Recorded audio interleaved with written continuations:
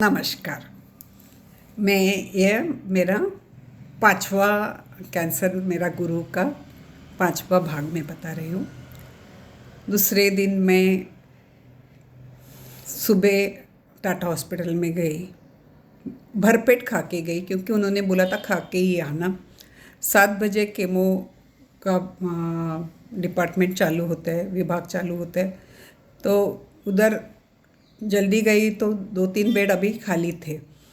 तो मेरा पेपर देखे वहाँ पे उस दिन की अपॉइंटमेंट नहीं बोल के कोई लेने के लिए तैयार नहीं था, लेकिन जो मैट्रन मुख्य नर्स रहती है उसने मेरे पेपर देखे, सब पेपर देखे, सब अहवाल देखे, डॉक्टर ने लिख के दिया हुआ कैंसर की दवाई का पूरा लिस्ट देखा।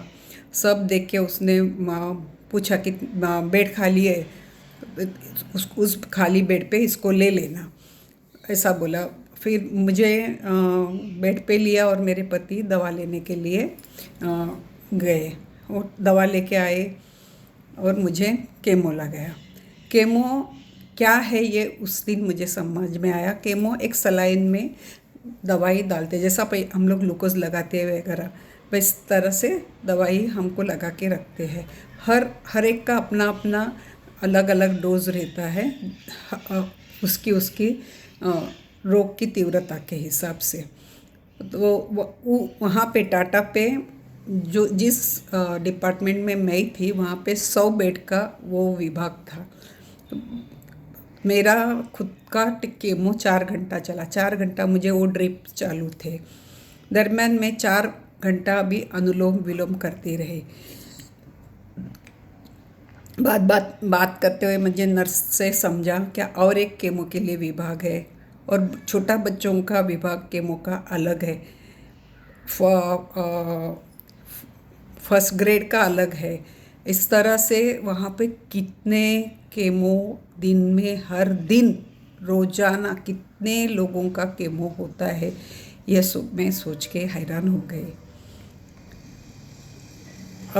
केमो लेने के बाद मुझे तो कुछ तकलीफ़ नहीं होने लगी। जैसा दवाई लिया वैसा ही जो कुछ था, थकान थी, वो जो ऑपरेशन के बाद कमजोरी के कारण थी वही मुझ में थी। तो 11:30 बजे तक मेरा सब केमो होके मुझे 21 दिन की तारीख दे के भेज दिया और बोला था उसके पहले 21 दिन के पहले आके खून चेक करना है, तो ही वो 21वें दिन को मेरा दूसरा केमो हो जाएगा, अगर वो खून की जांच बराबर हो गई तो। तो हम लोग घर के लिए निकल रहे थे तो रास्ते पे इनको फ़ोन आया और परेल स्टेशन पे हम पहुँचे भी नहीं थे, उसके पहले उनको ऑफिस से फ़ोन आया और इन्होंने हमको पहले दिन मालूम नहीं था कि मेरा केमो होगा क्या नहीं, इसलिए मालूम नहीं था, इसलिए ऑफिस में बताया नहीं था क्या मैं कल आने वाला नहीं हूँ। हमको लगा अगर नहीं केमो का काम हो गया तो मैं वापस आ जाऊँगी और वो ऑफिस जाएंगे, यह सोच के हम वहाँ पे गए थे। और केमो क्या है वो भी हमको उतना बराबर मालूम नहीं था, कितना घंटा लगेगा वो भी मालूम नहीं था, तो इसलिए ऑफिस में बताया नहीं था क्या वो ऑफिस में आ रहे हैं बोल के। और तो वहाँ से ऑफिसर ने उनके बताया, उस दिन बहुत सारे लोग रजे पे थे, तो ये बोले अब भी मेरा बीवी का केमो हो गया। ऑफिस वाले ऑफिसर ने बोला देखो हो सकता है तो आ जा, देर हो गई तो भी चलेगा लेकिन आ जाना, कोई भी स्टाफ नहीं है, स्टाफ की बहुत कमी है। तो मेरे पति मैंने वो बात सुनी तो मैंने मेरे पति को बोला जाओ, मुझे कुछ तो तकलीफ़ तो नहीं हो रही हूँ, मैं लेडीज़ डब्बे में बैठूँगी और मैं घर पे जाऊँगी। तो ये बात सुन के अब उनको गाड़ी मिली, तभी वो मेरे पति बेलाड पियर में काम को जाते थे, उनको गाड़ी मिली तो वो उस बाजू में निकल पड़े और मुझे विरार स्लो गाड़ी मिली और मैं गाड़ी में चढ़ी। गाड़ी खाली थी, सब गोरेगांव स्टेशन आने तक सब ठीक था। गोरेगांव आते आते मुझे एकदम उल्टी की जैसे लगने लगा, किस तरह से कुछ तो अंदर से हो रहा ऐसा लगा। तो से बाजू वाली औरत ने मुझे पूछा पानी चाहिए का। मैं उसको कुछ कहने के पहले मुझे चक्कर आ गई और मैं बैठे बैठे ही गिर गई। मुझे पानी वगैरह चेहरे पे पानी वगैरह मारा, तो उसने उतने में किसी ने मेरी फ़ाइल खोल के देखा, उसमें टाटा की फ़ाइल दिखी। तो सब बाद में पूछने लगे मुझे, तुम्हारे साथ कोई है क्या नहीं। जब मुझे होश आते ही सब लोग ने पूछा तुम्हारे साथ कोई है क्या नहीं। तो मैं थोड़ी सी होश आने के बाद बोली मेरे साथ थे मेरे पति, लेकिन मैंने उनको कुछ काम निकला तो वो गए हैं। तो सब का बाकी के लोग कोई हर एक जन अपना अपना बड़बड़ चालू किया। ऐसे स्थिति में कोई छोड़ के जाता है क्या। बहुत बोलने लगे। मैं पढ़े पढ़े ही सुन रही थी, कुछ बोल नहीं सकती थी, क्योंकि मुझे मालूम था क्या नवंबर से मेरे पति का कितना रजा हो गया था। और उनके उनको भी दोनों, मैं तो पूरा रजे पे ही थी, तो उनका बीच में जाओ आओ, 2 दिन छुट्टी लिया, 4 दिन घर पे रहे, सब बहुत उनकी रजा हो गई थी।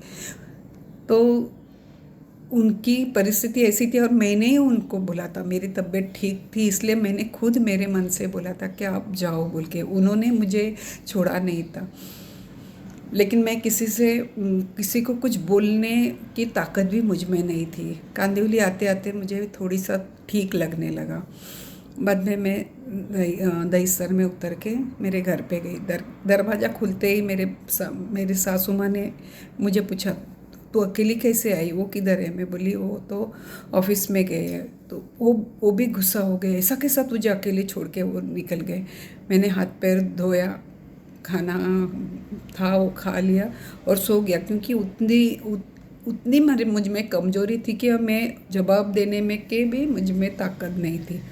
3-4 बजे उठे और फिर तभी मैंने सासू माँ को बताया कि ऑफिस से फ़ोन आया था कि उस दिन ऑफिस में कोई काम के लिए लोग नहीं थे, उनकी कोई गलती नहीं थी। वो तो मुझे मेरे साथ घर पे आ रहे थे, मुझे ही लगा था कि मुझे कुछ तकलीफ़ नहीं है तो उनकी कितनी और रजा हो जाए हो, इसलिए मैंने उनको जाने को कहा। बाद में उनको मैंने ये भी बताया गाड़ी में क्या हो गया। मैं सुन के थी कि केमो के बाद साइड इफ़ेक्ट होता है, हर एक को अलग अलग साइड इफ़ेक्ट का अनुभव आता है, लेकिन मुझे इस तरह होगा ये मेरे मन में नहीं। मुझे वहाँ पे कुछ लगा नहीं, तो इसलिए मैंने उनको जाने को बोला था।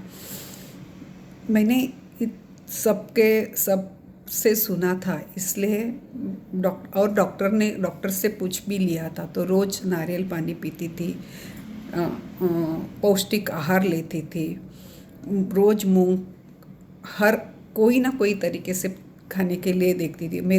मुझे देखने के लिए मेरे ऑफिस से, मेरे ट्रेन से, मेरे पहचान वाले ऐसे कोई ना कोई रोज़ आता था। और मेरी बिल्डिंग के नीचे ही है ना एक गन्ने का रस का दुकान है, वहाँ वो शहाड़ा रखती है, नारियल पानी रखती है। तो मुझे रोज़ाना कोई ना कोई शहाड़ा लाके, मुझे लगता है मेरे 6 महीने में हमारे पैसे से नारियल पानी बहुत कम पिए। मुझे मेरे दोस्त, मेरी सहेलियाँ, मेरे पहचान वालों के से ही मुझे रोज़ एक नारियल पानी मिल जाता था।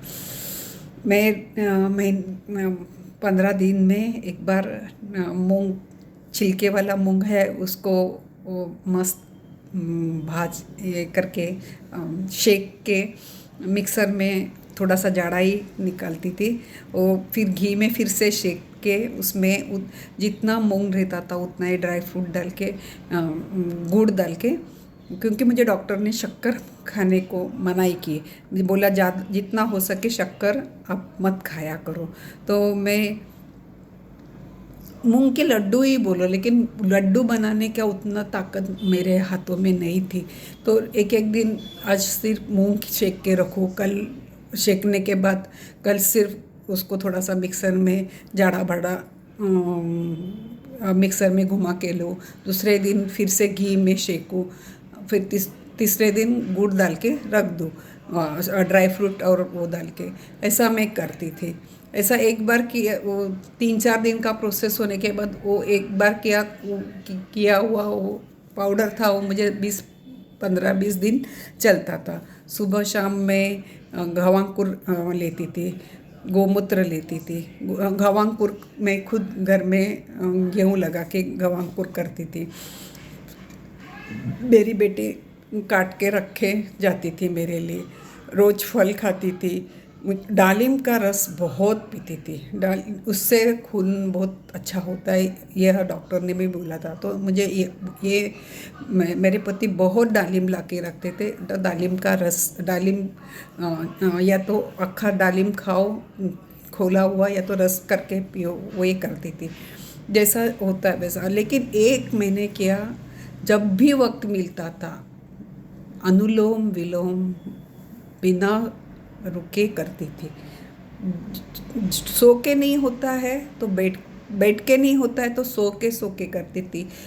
और फिर उस टाइम पे मैं योग दर्शन, गुरुचरित्र, ऐसे बहुत सारे किताबें मैंने पढ़ी, बहुत सारे किताबें। मुझे लगता है शायद ये सब आराम से पढ़ने के लिए ही भगवान ने मुझे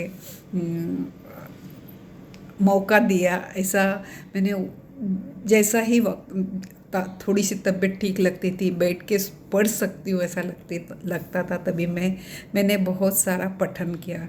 गुरुचरित्र का, योग दर्शन की पठन किए। बहुत सारी किताबें मैंने, आध्यात्मिक किताबें, मृत्यु के बाद क्या होता है, ऐसे सारे आध्यात्मिक किताबें मैंने बहुत सारे पढ़ी। अभी मैं यहाँ पे ही रुकती हूँ, आगे का भाग कर बताती हूँ। आप मुझे सुन रहे हैं, इसलिए मैं आपसे बहुत आभारी हूँ।